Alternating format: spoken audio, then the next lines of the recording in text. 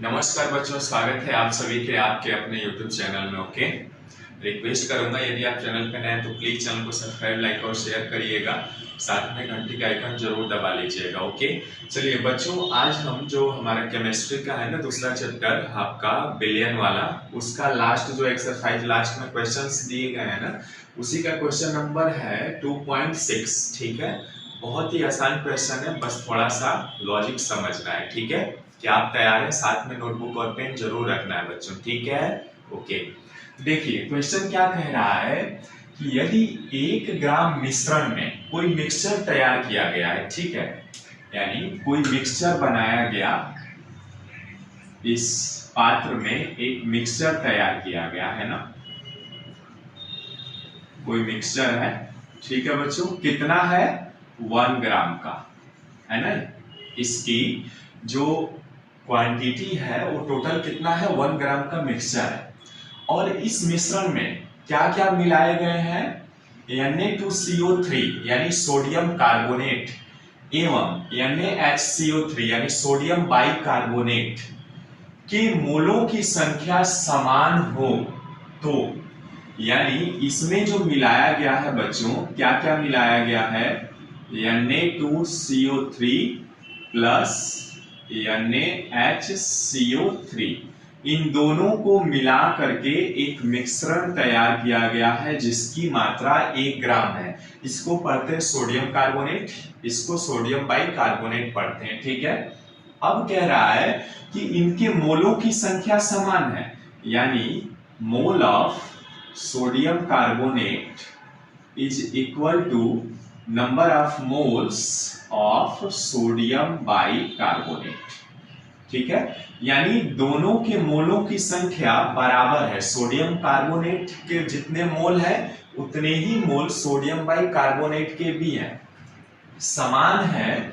तो कह रहा है कि इस मिश्रण से, अब ये जो मिश्रण बनाया गया ना बच्चों, इसमें पूर्णतः क्रिया करने के लिए 0.1 मोलर HCl के कितने ml की आवश्यकता होगी? मतलब इसमें यदि Na2CO3 में HCl मिला दिया जाए तो क्या बनेगा?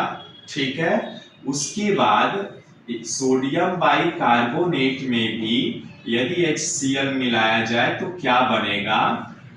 और इनकी जो मोलरता है वो कितनी है? 0.1 मोलर HCl से पूर्ण अभिक्रिया कराने के लिए कितने आयतन की आवश्यकता होगी? वो आयतन ml में पूछ रहा है आपसे। ठीक है, अब देखिए सोडियम बाइकार्बोनेट को जब HCl से आप अभिक्रिया कराएंगे तो क्या बनता है बच्चों? NaCl plus H2O plus CO2 बनता है। ठीक है, ऐसे ही सोडियम बाइकार्बोनेट से भी जैसे आप HCl हाइड्रोक्लोरिक एसिड का रिएक्शन कराएंगे आप, तो ये भी क्या बनेगा? NaCl plus H2O plus CO2। रुकिए, सोच रहे होंगे ये बैलेंस नहीं है ना, बैलेंस अभी कर देना है। देखिए यहाँ 2 Na है, यहाँ पे 2 चाहिए और यहाँ पर भी 2 कर देना है ना। देखिए Na2CO3 प्लस 2HCl बराबर है 2 Na2 इधर भी है, 2 Na इधर भी है। कार्बन कितने हैं? इधर 1 कार्बन है, कार्बन इधर भी 1 है।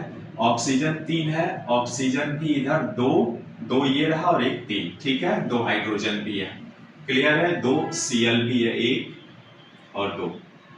ऐसे ही ये देखिए यहाँ पे Na sodium bicarbonate plus HCl से अभिक्रिया कराएंगे तो NaCl हो गया, 1 Na इधर है, इधर भी Na सोडियम 1 है, हाइड्रोजन इधर 2 है, इधर भी 2 है। ओके, कार्बन इधर 1 है, इधर भी कार्बन 1 है, ऑक्सीजन 3 है, 3 ऑक्सीजन इधर भी है। ठीक है, तो ये रिएक्शन बनता है बच्चों, और इसी रिएक्शन पर आधारित जो क्वेश्चन दिए गए हैं ना उसको हल करना है।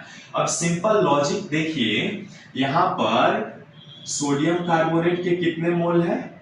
1 मोल है, और यहाँ पे HCl के कितने मोल है? 2 है, यानी 1:2 का यहाँ पे है, यानी 1 सोडियम कार्बोनेट है तो 2 HCl लेना पड़ रहा है। ठीक, ऐसे ही यहाँ पर 1:1 का यहाँ पे मिक्सचर है। ध्यान रखिएगा, ये अभी आगे आवश्यकता पड़ेगी। ठीक है, इसी कॉन्सेप्ट बेस पे इसको हम हल करने वाले हैं, ठीक है ना बच्चों। अब देखिए, आइए अपने प्रश्न पे। 1 ग्राम मिश्रण में देखिए इसमें सोडियम कार्बोनेट की मात्रा कितनी है और सोडियम बाइकार्बोनेट की मात्रा कितनी है, ये तो हमें पता नहीं है। तो हम मान लेते हैं, माना यानी लेट क्या है, Na2CO3 की मात्रा कितना है बच्चों, मान लिया हमने x ग्राम, ठीक है ना, मान लिया। अब देखिए इन दो, एक को यदि मान लिया हमने Na2CO3 की मात्रा x है, तो पूरे Na2CO3 और सोडियम बाइकार्बोनेट इन दोनों को मिला करके कितना है, 1 है। तो दूसरे का हम आसानी से निकाल सकते हैं, इसलिए सोडियम बाइकार्बोनेट यानी HCO3 की मात्रा बराबर कितना हो जाएगा, 1 माइनस x ग्राम होगा ना बच्चों। देख लीजिए आपके सामने 1 ग्राम टोटल मिक्सचर का मात्रा है और उसमें हमने मान लिया सोडियम कार्बोनेट की मात्रा x ग्राम है और सोडियम बाइकार्बोनेट की मात्रा आप आसानी से निकाल सकते हैं 1 माइनस x से, ठीक है ना। ओके, अब देखिए, अब कह रहा है कि मोलों की संख्या समान है, यानी अकॉर्डिंग टू क्वेश्चन एमसीक्यू मोलों की संख्या यानी number of moles of Na2CO3 is equal to number of moles NaHCO3 sodium bicarbonate, है ना। अब हम जानते हैं कि मोलों की संख्या क्या होता है बच्चों, मोलों की संख्या बराबर क्या होता है, भार बटे अणुभार होता है ना, होता है, ये हम जानते भी हैं। अब यहाँ पे चूंकि दो हैं तो हम इसको W1 और M1 मान ले रहे हैं, दूसरे का मान लेंगे N बराबर W2/M2, यानी ये सोडियम कार्बोनेट का मान लेते हैं W1/M1, यानी W1 उसकी भार हो जाएगी, M1 उसका मोलर मास हो जाएगा और W2 क्या है, सोडियम बाइकार्बोनेट का मात्रा हो जाएगा, M2 सोडियम बाइकार्बोनेट का मोलर मास हो जाएगा, ठीक है। ओके, अब आइए मोलों की संख्या है तो यहाँ पे हम लिख सकते हैं W1/M1 बराबर W2/M2, ठीक है। W1 किसकी मात्रा है, देखिए सोडियम बाइकार्बोनेट की, तो इसको हमने W1 मान लिया, यानी W1 निकालेंगे तो W1 की मात्रा कितनी है, x है, x बटे सोडियम बाइकार्बोनेट के मोलर मास की आवश्यकता पड़ेगी बच्चों, तो क्या होगा देखिए, तो यहीं पे हल करता हूं मैं। मोलर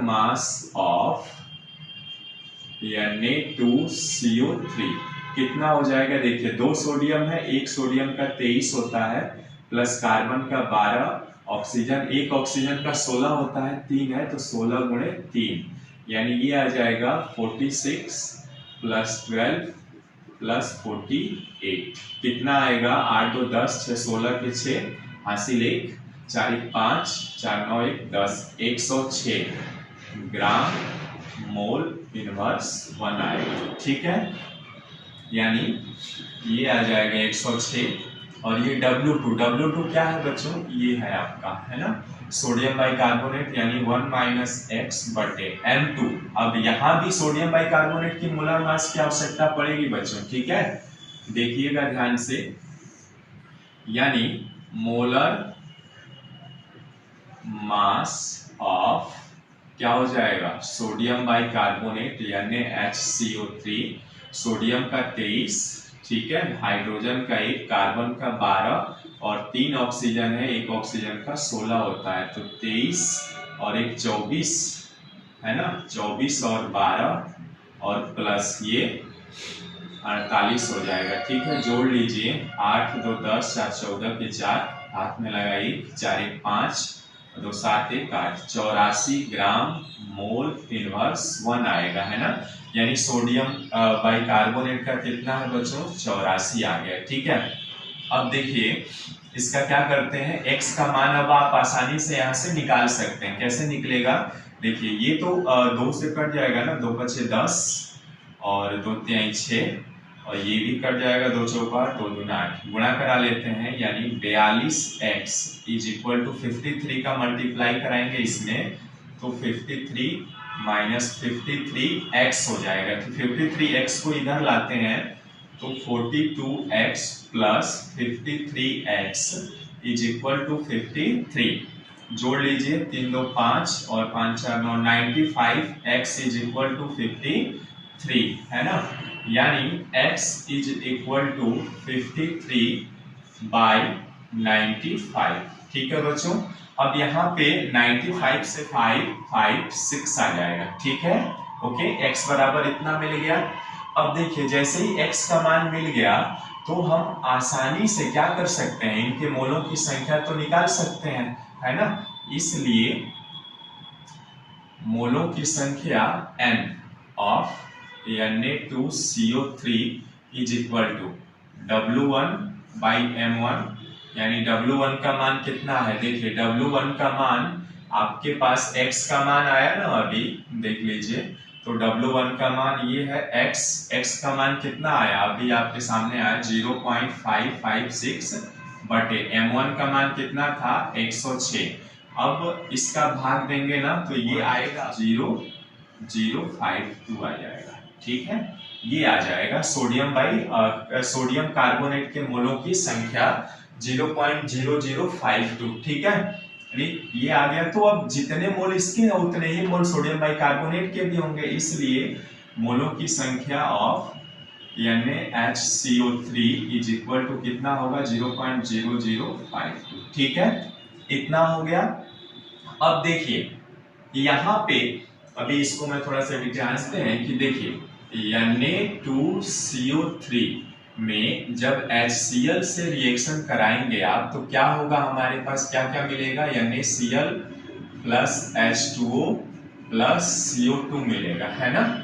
ये मिलेगा, ये वाले रिएक्शन देख लीजिए, बैलेंस करेंगे तो यहाँ पे 2 से मल्टीप्लाई कर दें यहाँ पे, यानी यहाँ पे क्या मिला हमें 1:2 का अनुपात मिल रहा है ना, यानी 1 मोल Na2CO3 के साथ 2 HCl लेना पड़ रहा है ना।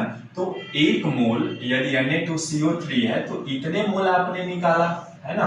तो इसलिए 0.0052 मोल के लिए कितना हो जाएगा HCl की आवश्यकता, 2 गुणे 0.0052 आ जाएगा। ठीक है, ऐसे ही आप क्या करेंगे, देखिए x का मान तो आपके सामने आ ही गया है, यहाँ पे लिख ले रहा हूं मैं, ये 0.552। ये आप सोडियम बाइकार्बोनेट से जब रिएक्शन कराते हैं NaHCO3 प्लस HCl तो ये क्या मिलेगा, ये भी आपको साल्ट देगा, NaCl plus H2O plus CO2। ये ऑलरेडी बैलेंस है, चेक कर सकते हैं, यानी यहाँ पे 1:1 का है, यानी NaHCO3 के 1 मोल ले रहे हैं तो 1 मोल HCl के भी रिक्वायर्ड हो रही है। ठीक है, अब वैसे ही मान लेते हैं NaHCO3 के कितने मोल हैं, यानी 0.0052 मोल है, तो इसकी भी HCl की कितनी आवश्यकता होगी, 0.0052 की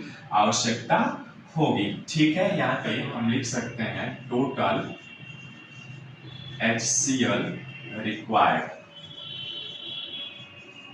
रिक्वायर्ड कितना होगा, इन दोनों को जोड़ लेंगे, यानी 2 गुणे 0.0052 प्लस, है ना, 0.0052 जोड़ेंगे तो ये आएगा 0.0156, है ना। इतने HCl की आवश्यकता होगी 0.0156 की। ठीक है, मोलैरिटी बराबर क्या होता है, number of moles by volume, litre में होता है। ठीक है ना, यानी यहाँ से हम वॉल्यूम की मात्रा निकाल लिए हमें, तो वॉल्यूम बराबर हो जाएगा N/M, है ना। यहाँ पे टोटल मोल कितने हो गए HCl के, तो ये रहा 0.0156 बटे 0.156 लीटर आएगा, है ना। अब ml में चाहिए हमसे पूछा है ना, तो यहाँ से 1000 से मल्टीप्लाई करा देंगे तो 156 ml की आवश्यकता पड़ेगी। ये आपका प्रश्न हल होता है, यही हमसे पूछा था कि HCl के कितने वॉल्यूम की आवश्यकता पड़ेगी, तो 156 ml की आवश्यकता पड़ेगी। ओके, तो इस तरह से ये आपका प्रश्न कंप्लीट होता है। मिलता है फिर नेक्स्ट वीडियो में एक नए प्रश्नों के साथ, तब तक बाय बाय, सी यू, नमस्कार।